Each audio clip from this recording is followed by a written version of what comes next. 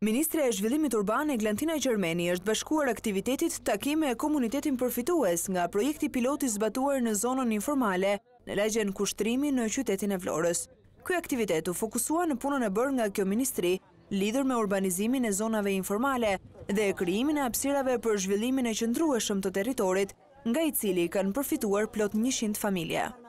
Ne menduam si ministri që bashkë me Bashkinë e Vlorës dhe me projektin që Bashkia e Vlorës kishte hartuar për këtë zonë, me ndihmën dhe bashkëpunimin e ngushtë të projektit për qeverisje vendore të programit të USAID-it, të fillonim një projekt pilot pikërisht për këtë zonë informale.